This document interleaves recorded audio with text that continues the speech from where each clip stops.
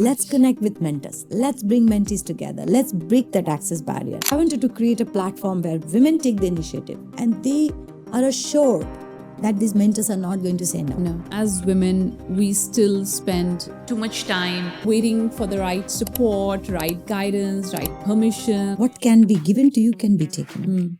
A position, a card, a chair, a designation is right. Even if you are a CEO. So who are you beyond that?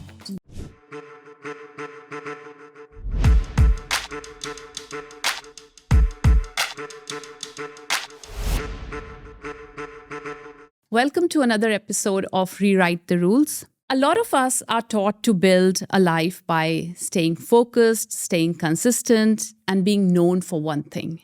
But we know life doesn't always span like that. Sometimes it asks us to pause, to rethink, and grow into a new version of ourselves.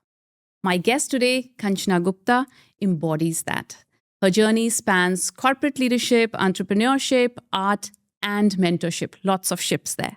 And today, this is a conversation about resilience, reinvention, and what it means to realize that life once that felt perfect may not be perfect today. Kanchana, it's such a pleasure to have you here with us. Thank you, Ritu. Thank you for inviting me, and thank you for giving me this honor to share a few snippets that 51 years of life has taught me. Okay, that makes both of us 51 here then. Okay, great. So Kanchana, I know, I find it very interesting because your story does not follow a straight line. And I also imagine that says something very important about who you are as a person. And that's what we want to unpack today. Someone used the term squiggly, said, Kanchana, you have had a squiggly career. I never thought like that. I took break to join art school after 10 years of corporate career. And I always thought that 10 years is enough. I need to take a step back and think, is it what? Or do I want to do something else? And I wanted to experiment something absolutely different. So I ended up in an art school with children half my age. And I had never drawn in my life. Wow. So, yes. But it taught me a lot about myself. What I also felt is that all these junctures and turns that sometimes I've taken deliberately, sometimes I have just listened to life. Yeah. Sometimes I've taken rather impulsively. That has also happened. But they all have taught me who I am. Yeah. They all have helped me understand who I am authentically. And these days, after 50, I think when I reflect back, they are nudging me to shape how I want my rest of life and my rest of existence to be. I'm very thankful that each of these aspects have introduced me to such amazing variety of people because each ecosystem is so different. Like corporate, yes, you're connected with one type of ecosystem. Then suddenly art ecosystem is completely different for me. And then entrepreneurship ecosystem. So that I've been very thankful about that. Multiple ecosystem. And I think I will add few more careers. So some people are waiting for those surprises. No, I'm not done yet. I will reveal to you. What's that going to be? Very interesting what you said about different ecosystem. I know people struggle just within one ecosystem to maintain their network or maintain their ecosystem. How has that been navigating through different ecosystem? So each has its own uniqueness, Ritu. But one thing I've learned over the years that people are same everywhere. Our needs are same.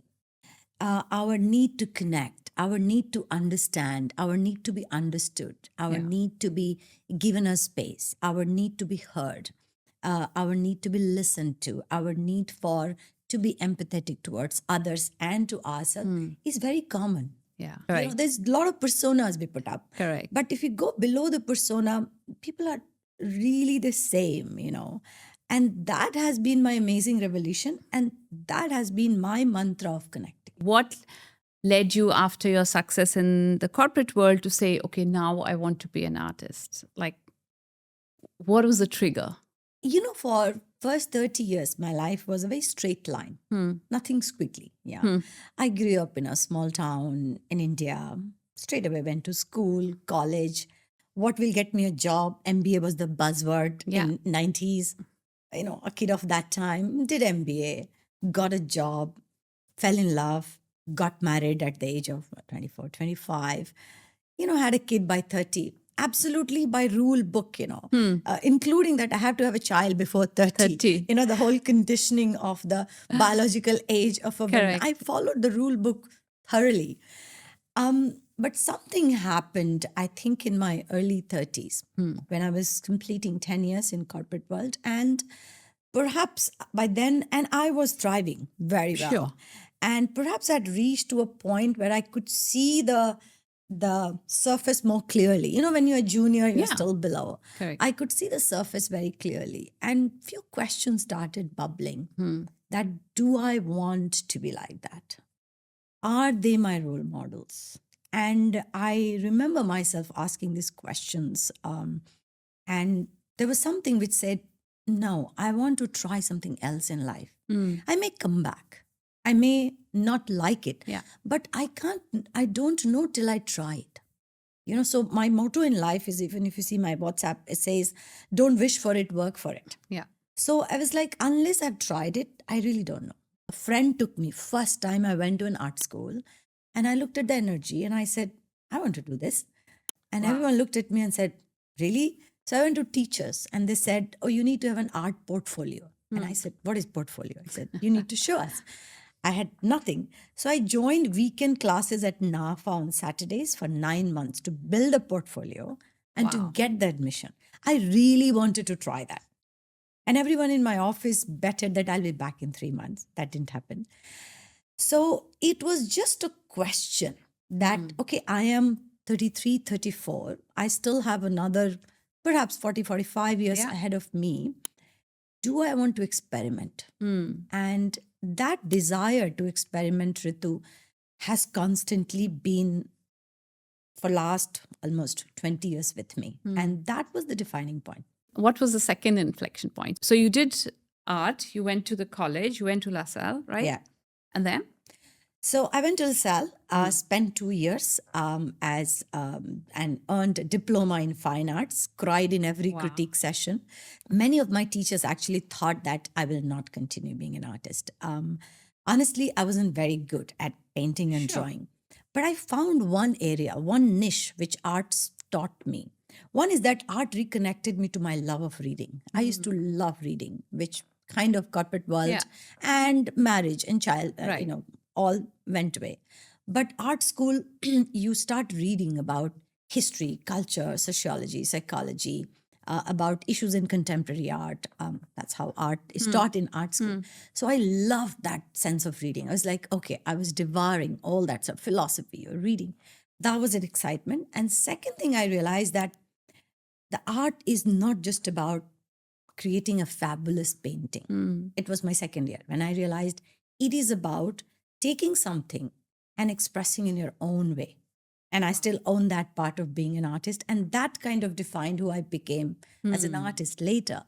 And that created a lifelong love for art in me. So I went back to work, but something had changed. And within 6 months, I resigned and I quit full-time career.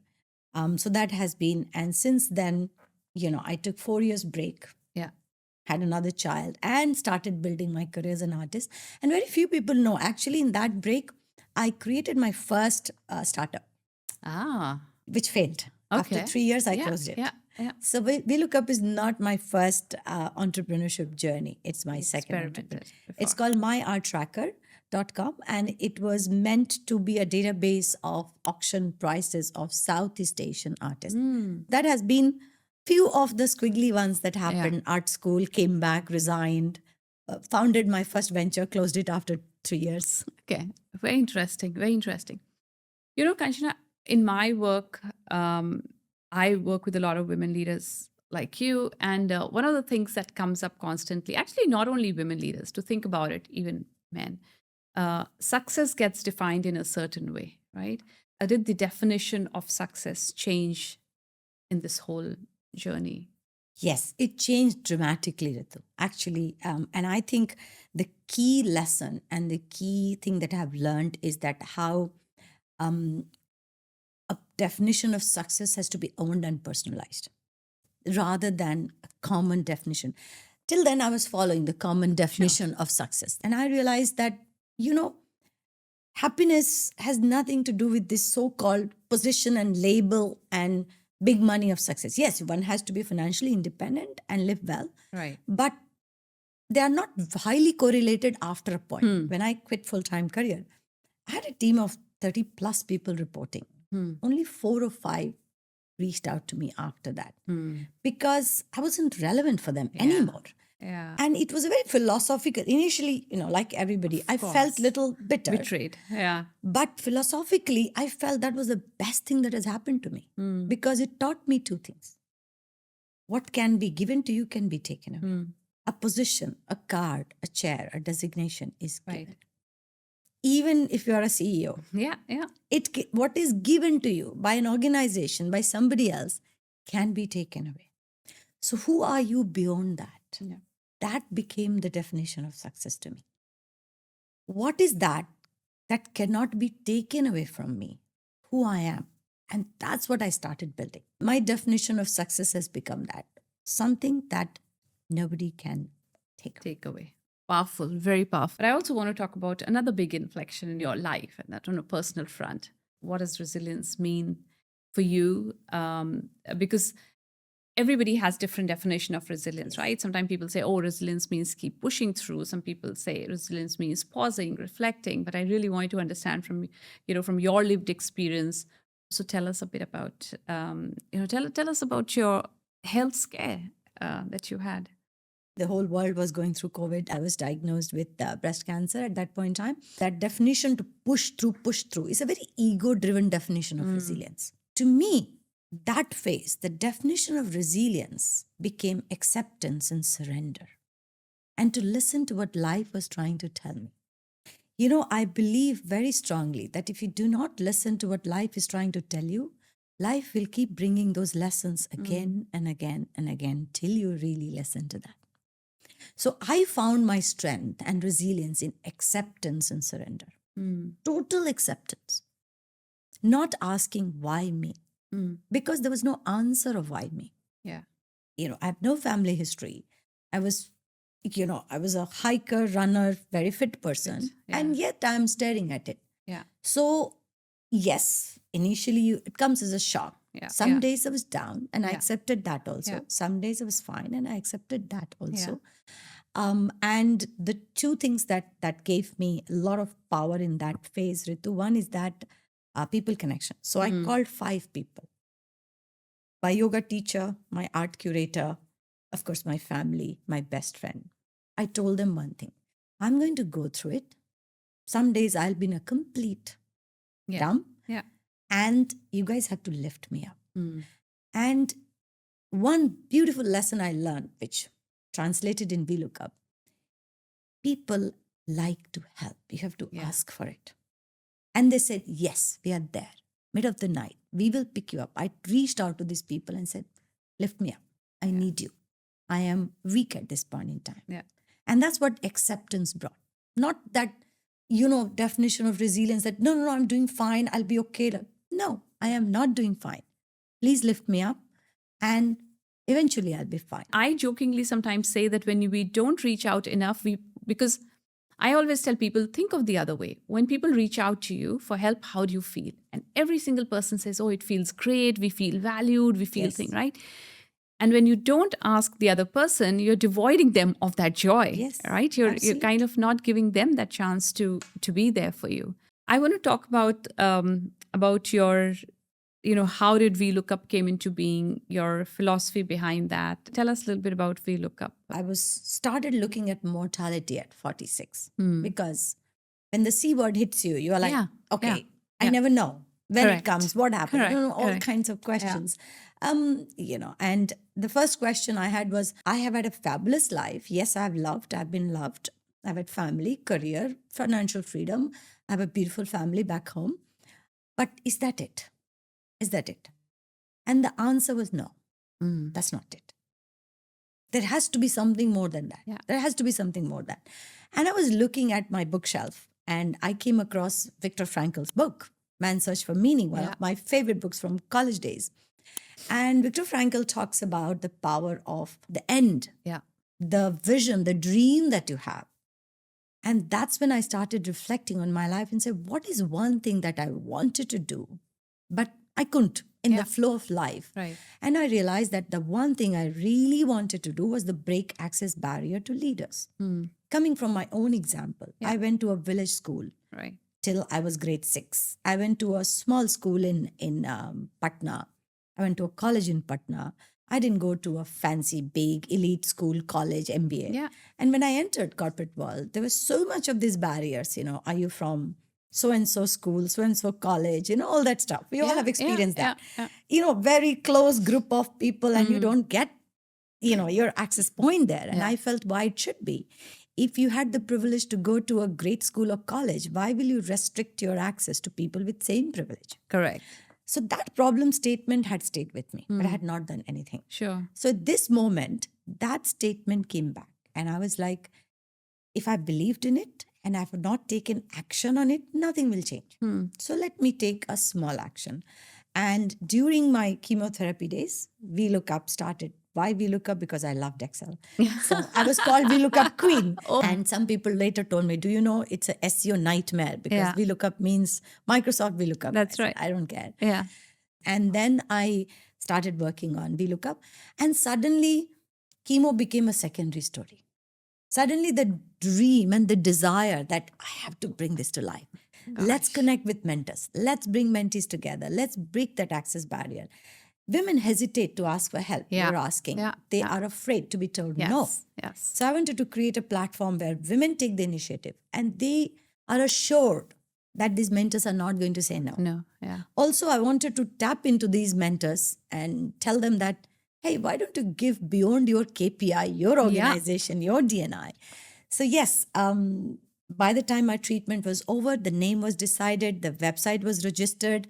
During my chemo, I also floated an RFP, spoke to 3 small IT companies, gave the contract, and precisely a month after end of my radiation and all, vLookUp logo was born, and 9 months after that, vLookUp came into existence. Wow. I just want to pause, Kanchana, because, I was almost getting goosebumps as you were talking about it, that, how your art and your passion and that dream kind of took you through such a difficult time, that other thing became secondary. I mean, when you said, the chemo became secondary, the focus was this. That's amazing. The day I was going for surgery, and I haven't shared this story publicly, but I told my husband that I'm just going to studio. I went to studio. For 4 hours I worked. I told my framer, this is ready. After 5 days, come and pick it up. And I left and I felt very peaceful. I went very peacefully to the surgery, to the theater, my doctor was saying that your heartbeat was 47, Kanchana. It was so calm. I said, because I had done 4 hours of painting. That painting, even during chemo, my gallery took it and put it in a show. And a new collector, they didn't know about me. They saw for the first time. They loved that painting. They bought it. Today, they are one of the best friends. And I always tell them that you have a very special painting they have a piece of you. Collection. The one that was done on the day I was going for surgery. Wow. So art I also have felt that art, to me, the process of making, it is a beauty that kind of suits my heart. Wow. I want to sit with that for a moment. Some days I go to their home just to see that painting. I truly feel that painting has a piece of me. Yeah. Tell me, and I know you and me have talked about vLookUp, and I know a little bit about it, but I would love for you to talk a little bit more in terms of what it entails, how do people get on it, access it. I'm sure a lot of people who listen to our podcast may benefit from it. They may go and think there. So tell us more. So it's a platform and also an app on Android and iOS both. It's simply a platform that connects women to mentors at any stage of their career. Whether you are starting out your career journey, fresh out of college, or you are at a mid-career, or you are in a transition phase, or you are thinking of starting a family and how to go about that, or if you are a mid to senior level woman who is looking for support and guidance, how to make the jump to the Yeah, next level, yeah. the CXO level or that. So our motto is that any stage of your life, a career at any background, you could be a girl from Ivy League, you could be, professional from Singapore or from Vietnam or India or Nepal or from a village of India, Yeah. or from a low income background to, all kinds of background. Right. You can get connected to a mentor by a click of a button. So it's a fully automated platform. Think of it like a dating platform, but Yeah. very transparent Yeah, yeah, and yeah. for career mentoring. So Okay. all our mentors are 650 right now Wow. from 20 countries, are publicly listed on our page. You can read everything about them, fully transparent. And the power lies with the mentee. Yeah. They only can choose a mentor so that they don't have a fear of being said no. It's Correct. unique to their need and engagement level is very Yeah. high. 3,000 plus mentees over the years, 4 years. And at any given point in time, we are facilitating more than 250 live mentoring engagements, which is each is 4 months. We also collaborate with a lot of NGOs. Like in India, I'm working with 3 NGOs who provide scholarship to girls from low-income families. Right. And we onboard them as mentees, and we connect them to mentors. These mentors guide them, help them, sometimes create internship opportunities, job opportunities. So far, we have supported 400 plus such girls. Wow. Right now, 60. So every Jan and July, I onboard around 60 to 80 girls from these. Many of them are from tech backgrounds. Correct. Last year, we onboarded almost 80 girls from Nepal Wow. for the first time. So we have, Nepal, then we have Vietnam, we have Indonesia, of course, we have Singapore and India growing. So my dream is, and vLookUp is a free platform and will always be free. That I have said, always be free, because our dream is to break access barrier. Yes. And also our mentors are amazingly giving. They're very senior leaders, and they love the fact that they are, selflessly giving without any return or agenda for their promotion checklist and all Right. to that. So that purity of that concept, Ritu, is very important to me, that you come here with the intent to give beyond your network, your circle, and you come here with the intent to receive. Yes. So often people ask that, okay, why will you not add subscription? I said, no. First of all, even $10 can be access barrier for a lot of people. Absolutely. A lot of women. Yeah. Second is that when they pay, they feel they're owning the mentor. Yeah. They don't come with the spirit of giving. Yeah. Many of our mentors are such amazing leaders. Even if you pay a couple of $1,000, you will not get access to them. Yeah. They are there because they believe in the ideology, not that. So that part will never be introduced. And I'm very clear about it. And it just makes me talk to so many of them. Right now, I'm talking to 38 mid to senior level women as part of our corporate programs. And I was reflecting on your questions in the car. And one of your questions was that how definition of success has changed of late. Yeah. And today, an hour talking to somebody who is navigating the challenges of career and young children or aging parents and no voice on the table, or how should I get my executive sponsorship or my brand building and my next, how do I negotiate my career? That's my definition of success. Yeah. I talk to at least 4 or 5 of them every day, and their stories, their connection, and even giving them that few minutes of that, you can do it. We have been there. Let me hold your hand. Correct. That's the definition of success. And that's the power of vLookUp. I always say that the biggest beneficiary of vLookUp is me. I would not have met such fabulous people. Yeah. The entire energy is Ritu just giving. And that energy is crazy, is really crazy. Yeah, yeah. No, I can imagine, because you're also enabling giving. A lot of people want to do it, want to give, but then here's a platform for them to go and give. So you're making easy, giving easy for them too. Because as you said, a lot of people actually want to do that. Yeah, but they just don't know how and where to go about it and things like that. Kanchana, have you found, now that you've been doing this work for a few years and, you've got so many people on your platform, are there, and since we're talking about women leaders, are there some themes and patterns that you've seen speaking to, especially to the mentees or even to mentors, that, what are some themes, patterns they consistently see, top 2, 3? Very relevant question, Ritu, and very topical. The key themes that have come up, as you asked, the one is the biggest theme that is coming is executive sponsorship. Yeah, that level. I'm talking about that level. Yeah. When I talk about entry level, it's more It's like different. Correct. job interview, internship, Absolutely. career. But when I talk about what we talk about, the hollowing of the pipeline That's at middle correct. level, Yeah. executive sponsorship, stakeholder management. Yeah, how do I create voice for myself when I'm not in the room? Who is talking about me when I'm not in the room? Yeah. So that executive sponsorship and stakeholder management is one very big. The other theme that comes very clearly, Ritu, is brand building.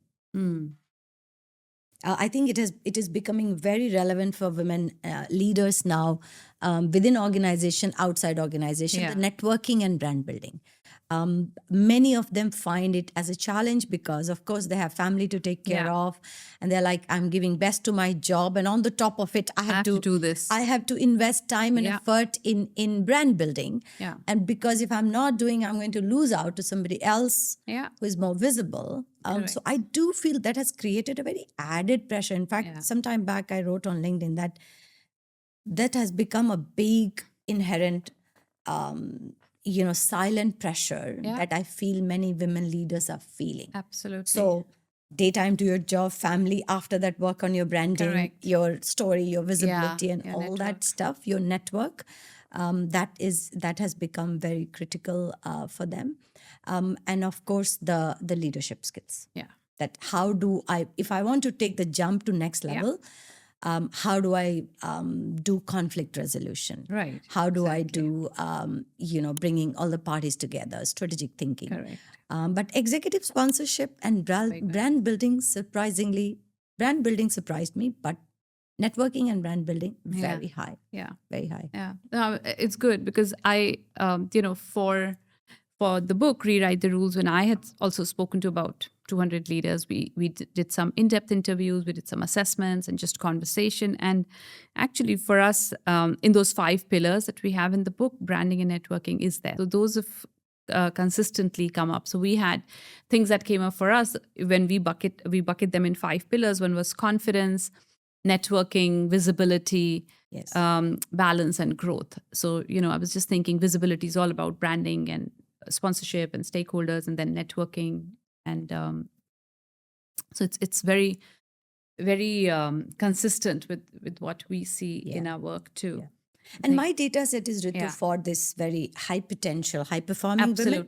So perhaps they already know their path. Exactly. The growth is not a challenge for them. What comes forth for me is career negotiation. Exactly. How do you negotiate with the organization? Yeah. So that is in fact, I will say leadership and career negotiation are at the same par. They are like, how should I position myself? How should I ask what I want? How should I negotiate the path I want? How should I negotiate a higher role? I know I'm a high potential. Salary, But how do I negotiate all these things? Correct. And women often are a bit shy when it comes to career negotiation. Yeah. Imposter syndrome is also like one of the mentees I was talking. She's been promoted and she's like, I think they promoted me because they didn't find anyone else. I was like, why will you not believe that you are capable of it? But it has been an amazingly rewarding experience talking to them and understanding the still and some of the things that even though I left full-time corporate world many years back, they continue to be similar themes. But some of the new themes, I don't think when I was at their stage of 10, 12 years of career, I didn't feel any pressure of brand building. Yeah, exactly. Networking. Yes. Visibility. These are all newer challenges. I agree. Do you think, because you've talked to all these women leaders, do you think as women, we still spend too much time kind of, waiting for the right support, right guidance, right permission? Like, are women more prone to looking at permission or asking for permission more? Yes, still to some extent. It's breaking. I do see that it's breaking. There is much more. There's so many women who are breaking the mold. They are absolutely fabulously inspiring women I meet. But not, again, if you compare with men, yes, Yeah. still we are, also because our social conditioning. Oh, we, yeah, we take care of everybody. Correct, We correct, think correct. about everybody in the Yes. family, right, from our parents to in-laws to children to Yeah. husband to friends, Correct. everybody, and we feel Yes. that when everything is in good place, then we Then we end with it. You but know, life is such yeah. that often not everything is always at the good place. Absolutely. So I think it's this also the our nature of being to take care of To care of, yeah. and to put our dreams a little bit behind. Yeah, yeah, yeah. It has been generation of conditioning. People Okay. ask me why not men as a mentee Yeah. on vLookUp platform, Right. and I, without any guilt, I say Yeah. men do very well in their networking and Correct. all. And they have enough They don't platform. hesitate to ask for help. I have a limited 25 years of my life. I want to focus on this cause. Exactly. No, that's a fair point. That's a fair point.